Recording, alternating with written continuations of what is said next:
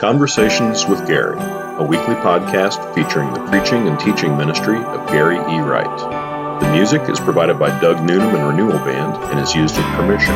My faith is in you, Lord. I want to welcome you to Conversations with Gary. So glad you've joined us for this story today, and it's a wonderful story about Jesus and his encounter with someone. You know, most of us are pretty willing to admit we don't have everything together in our life. that we have, in what I'm calling in this story, limitations. We all have limitations. And some of them are just things we have to deal with.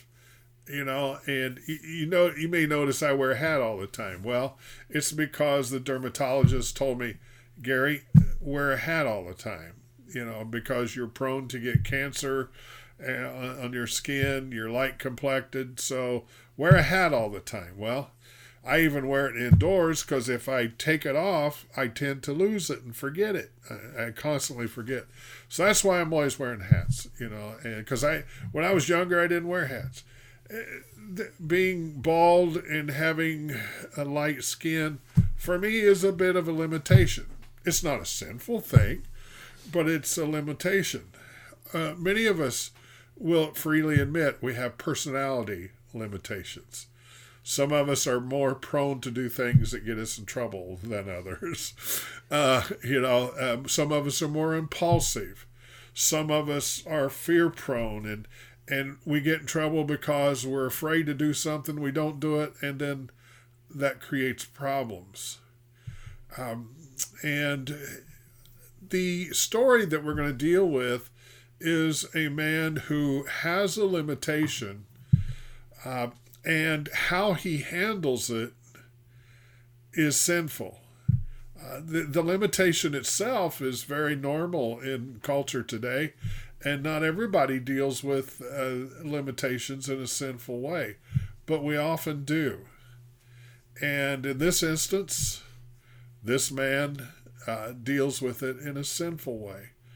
And it causes problems for him, and it causes problems for other people, which often how we handle things that we just aren't comfortable with in our life, we often handle them in a way that not only affects us, but affects other people. So what is the story?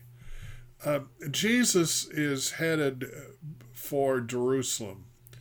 It would be his last trip. He would be killed in Jerusalem. He would die on a cross, and he would be buried in a tomb, but on the third day, there is a thing called resurrection power that's still very real today.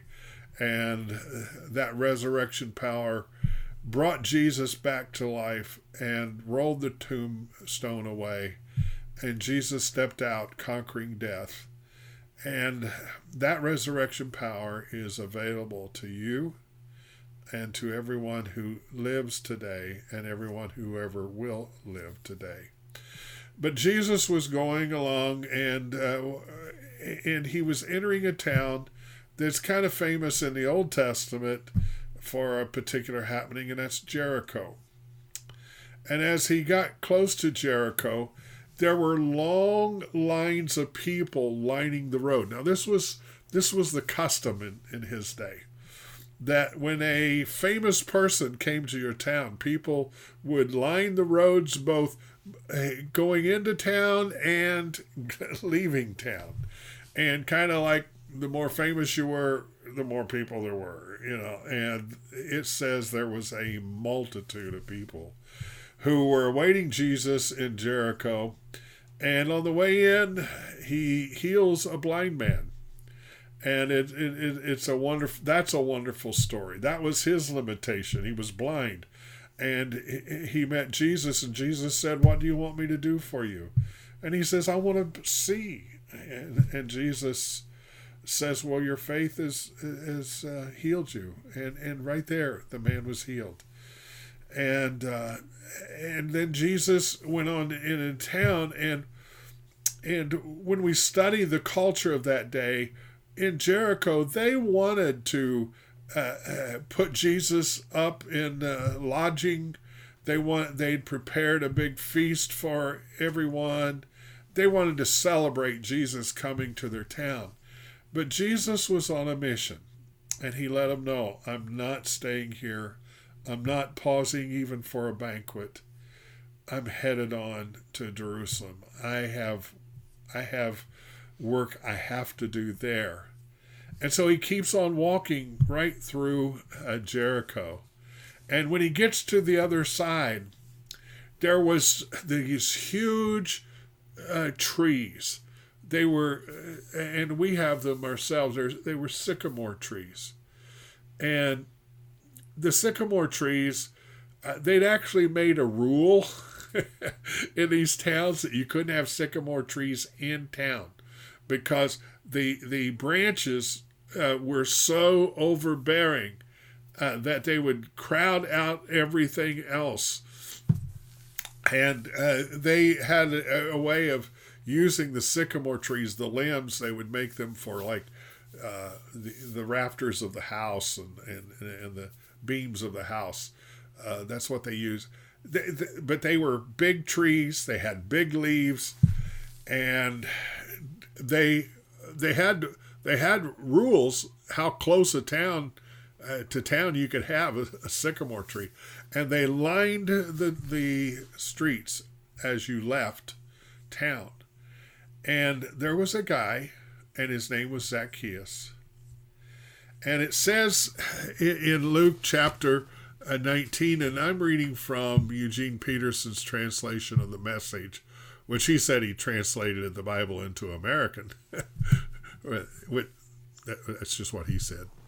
And it says that Zacchaeus was a very wealthy man, and he'd made his wealth by being a taxman for the Roman Empire. And it said he wanted desperately to see Jesus, but the crowd was in his way. He was a short man and couldn't see over the crowd. So he ran on ahead and climbed up in a sycamore tree so that he could see Jesus when he came by. I find this fascinating, that here is this guy, this wealthy man, and you have to understand, in his day, he was a tax man, and how did he get in that job? It was like a franchise today. You had to bid on it, and the person who made the highest bid and gave that money to the Roman Empire, then you got to be the tax guy.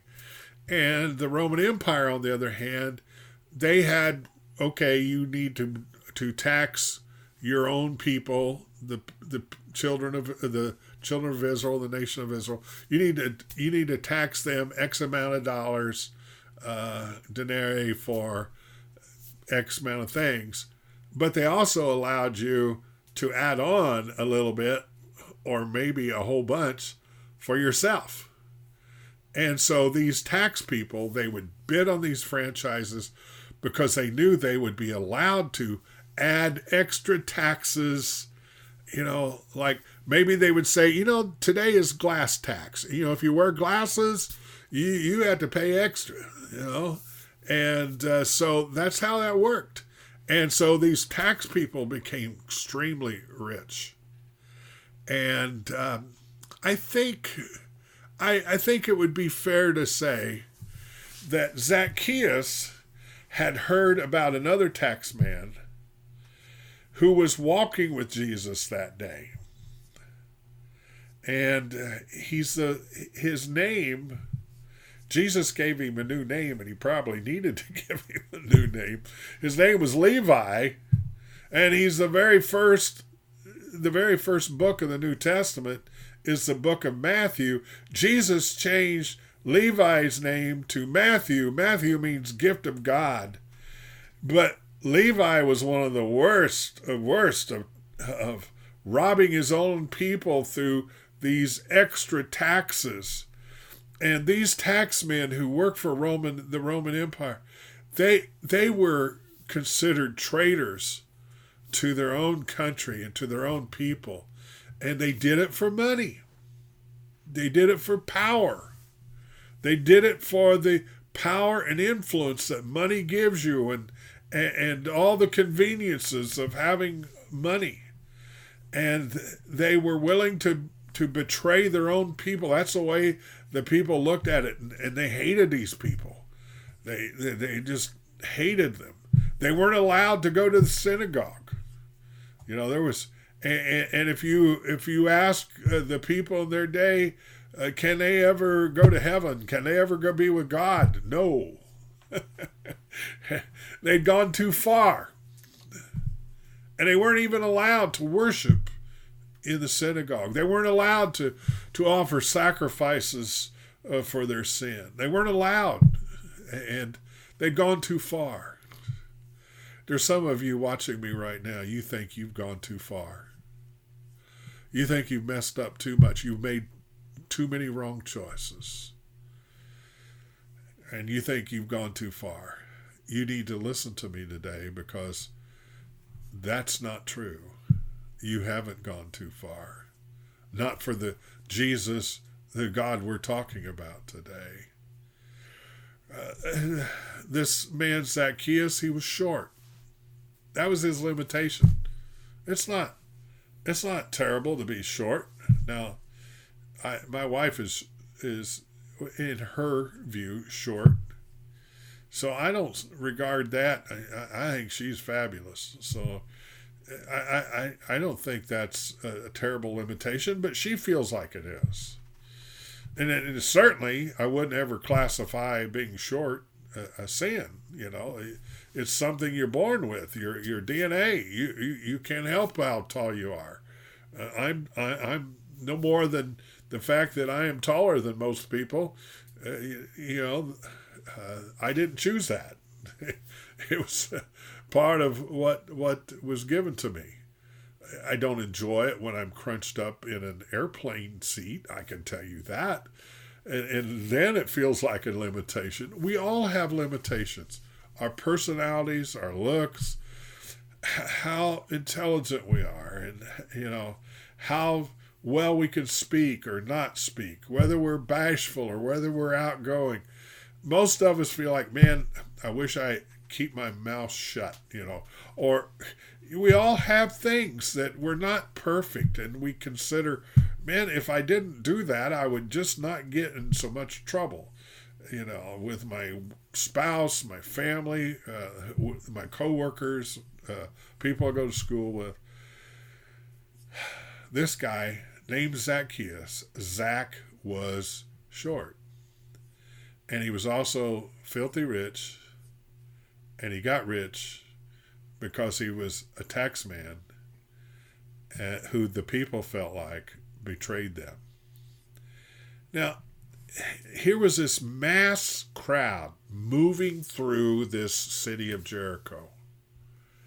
If Zacchaeus had got down in the crowd, I can tell you, studying the culture, he would have been pretty physically abused. And maybe even a quick, silent knife stuck in his ribs.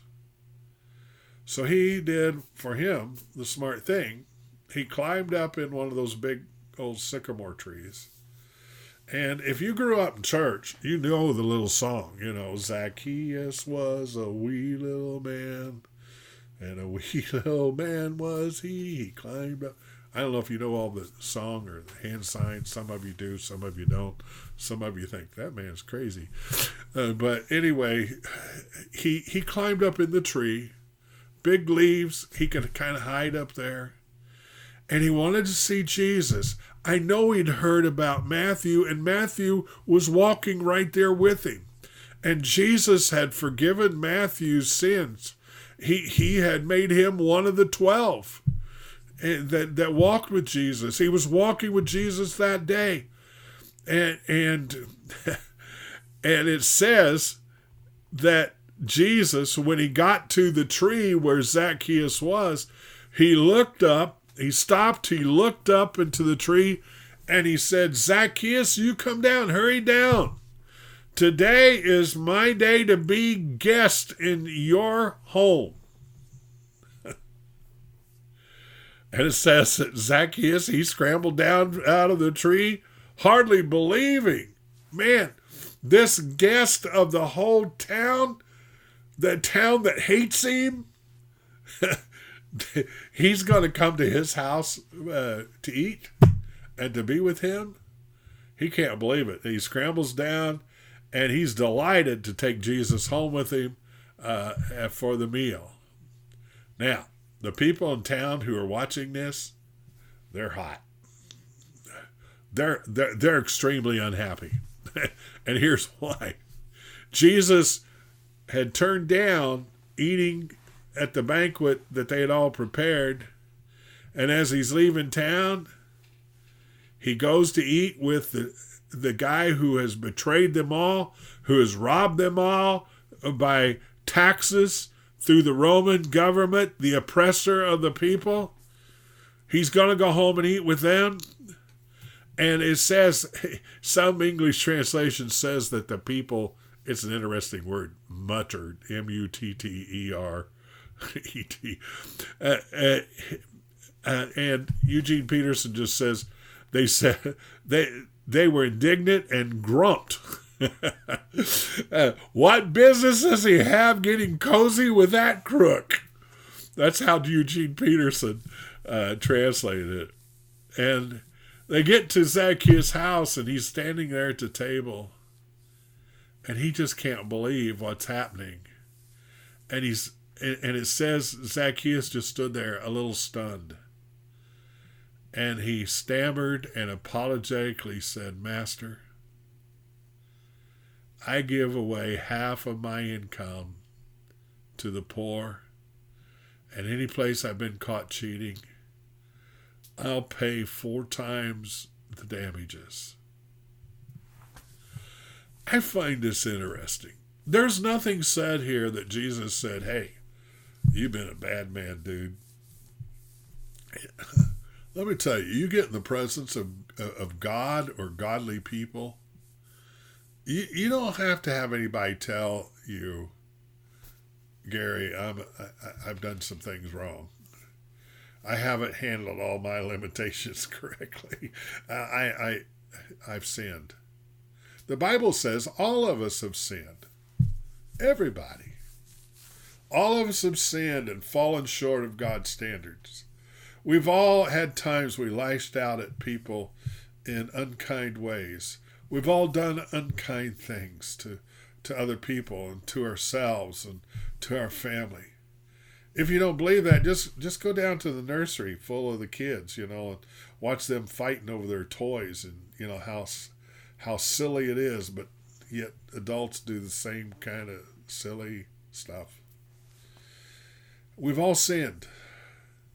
And we've often sinned, obviously Zacchaeus, his way of dealing with his short stature in a culture where actually in his culture, your size and your strength, because everything was more physical. They didn't have cars. They didn't have all the different kinds of tools that we have today. They had to move heavy things physically. They had to walk. They had to do so much more physical, and your size and your strength, was a virtue. And if you had to defend yourself, they didn't have the police forces that we have. They didn't have the protections that we have, and you had to be more physical in just to survive every single day. And it's obvious, there is that psychological label called Napoleonic complex. Obviously, from what I've read, Zacchaeus had it, and he compensated his size by becoming this tax collector who could gain money and could become powerful and influential, and it didn't matter that he was small. But somehow that did not bring him what he needed. And he sought out Jesus. And I know he'd heard about one of Jesus' guys, Levi, Jesus had changed his name to Gift of God, Matthew. and here Matthew came down the street with Jesus. I imagine they'd been in tax meetings together before. And Zacchaeus was curious. It says he wanted to see Jesus. And then Jesus stops at the tree he's in. This is a second stop that Jesus has made. It says he stopped when the blind man was crying out and calling for him. He stopped. And he stopped at this tree. I'm reminded of a situation. He stopped at this tree and he called him by name, and he said, Zacchaeus. Zacchaeus had to go, how do you know my name? What's the deal here? It reminded me, we moved from Kansas in a very small town and a very small school to Ohio, and where it was a huge school for my kids to go to. And they had always gone to these little classrooms with small numbers of students, high teacher student, it was, they'd had it made in Kansas. And then they went to Ohio, where there was large classes and just thousands of students. And I remember I gathered my children together. I had one son, he was going to the high school. My daughter was going to the first class of middle school, and she was frightened and scared. And then I had this one son that was going to the first grade. And he could hear the fear in his brother and sister's voices, and he was, I thought he was handling it okay until I called him together. Then there was the little one. He was going to probably terrorize the nursery, the preschool. Yeah, and he wasn't scared at all. But I thought we ought to all pray, and so I laid hands on each one of my children, and prayed for them that God would give them the strength and help as they went to this new school. And when I got to the first grader, and I put my hand on his head, he began to weep and cry. And for the first time, I knew he was scared. Now, the next day, my son, my older son, he went to high school by himself, and he handled it well. My daughter, my wife took her to middle school. That was a tough day for both of them. I can tell you that. And it was my job to, we dropped off the preschool, and off he went. And my job was to take the first grader. And I remember we got in the car, and we only had to go a few blocks, but I decided I'd take him in the car.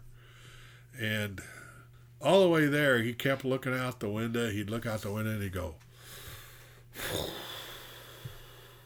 like that. And you knew he was, I couldn't believe, he just didn't normally act like that, but I knew he was really scared. So we get out of the car, and I'm going to go in with him, because it's his first day at first grade. And we went in, and just as soon as we stepped inside the door, there was the principal, and I think the vice principal, and somebody else I didn't know. And then there was this lady off to our side. And I remember as we said hello, and I was holding my son's hand, and I'm a big guy and he was real small. And I remember the lady stepped forward and she put her hands on her hips and she looked at my son and said, "Well, you must be David Wright." And he looked at me and he said, "You know her? Do you know her?" And I said, No. And she said, "David, I am your first grade teacher." And she said, "I'm so glad to see you." And she come over and she reached out with her hands. She says, "David, would you like to take would you like for me to show you where your first grade class is?" And David looked at me and, yeah, he was ready to do that, So she took his hand and I followed him, and we walked down the hallway, and we got down there to first grade, and she pointed in there and she said, "David, you're the first one here today. And because you are, you can pick any seat, any desk that you want to sit on, and that will be your desk. So go in there and pick out which one you want to sit at." And I'll never forget, he walked in and he turned around and he gave me a look like, "Dad, you can go home now. Things are fine. I got this." And I went and got my car, and I go, I don't know how that lady knew that my son's name was David Wright, but I'm so glad she did, because she brought peace and comfort to him. She knew his name. That's important sometimes. Jesus stopped at Zacchaeus' tree and said, "Zacchaeus." Let me tell you something. Jesus knows your name too. He knows where you live. He loves you. He wants to be your closest friend. And he wants to help you with the limitations you have in your life. See, Zacchaeus had turned around. He had turned around with his limitation and compensated by gaining power in an evil and sinful and hurtful way. We often do that with our limitations. We often find a way to compensate, to keep people away, afraid that they'll find out what we're really like and that we're not as good as we want them to think we are. But let me tell you something. Jesus says, before you were ever born, before you ever drew a breath, in Psalm 139, it says that he had a plan for your life, and he made you the way you are, and to him you are special, and you are special because he designed you for a purpose and for a reason. And that day, as Zacchaeus took Jesus home with him, his immediate response was, "I've done some things wrong, and I'm willing to make amends. I'm sorry, I've messed up." And he knew exactly what he had done wrong. The people I've cheated, I'm going to fix it 4 times over, and I'm willing to give half of everything I have to the poor.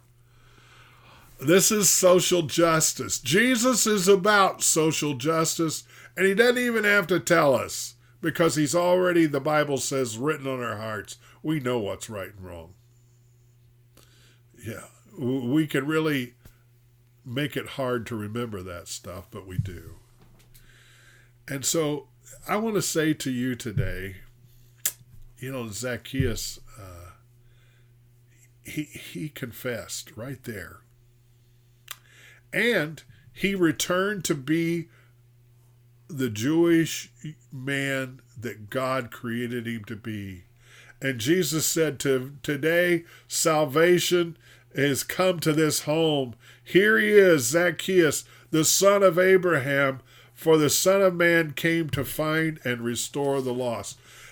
Jesus definitely that day went to Jericho to go home with Zacchaeus, to live with him forever. Did you get that? He went home to live with him forever. And Jesus is stopping at your tree today, and he says, I want to go home with you, and I want to live with you forever. You say, can I really have that happen? Yes, you can. Because the very fact that he asked me to share this with you, and that you're listening and watching, or however you're hearing this, is his way of saying, just apologize to me. I'll help encourage you to make the amends that you need to make. I want to go home with you and live with you forever. That's what Jesus is saying. In fact, he's going to get around to saying to you, and when you get to the end of your life, I want you to go home with me, because I've been getting a place ready just for you, where you and I can live together forever. So ask him. Talk to him. He's listening right now. Just ask him to forgive you for everything you've ever done. Say, God, help me to make some things right with some people. Help me to apologize to some folks. And help me to live the way you designed me to live. And the best way you could do that, he said, according to Jesus, according to the Bible, find some godly people. That's called church. Find a Bible study. Study the Bible. Study about Jesus. Imitate him. Try to be like him. And know that all the time, his Spirit, his presence is with us to help us do that. Lord, there are people listening and watching right now who are willing to admit we have limitations. And sometimes we try to come up with some kind of compensation for that ourselves. And we often hurt ourselves and other people in doing that. Forgive us, Lord. We invite you into our life. We want to be like you. We want to affect people the way you affected them. And like this guy Zacchaeus, he was blind in his own way. But Lord, when he saw you and he heard you and he talked to you, he knew that you were the answer for his life, like you are the answer for all of our lives. Thank you for forgiving us. Thank you for giving us another chance. Amen. The Lord bless you and keep you. He loves you. The Lord make his face to just smile and shine upon you and give you peace. Thanks for listening to Conversations with Gary.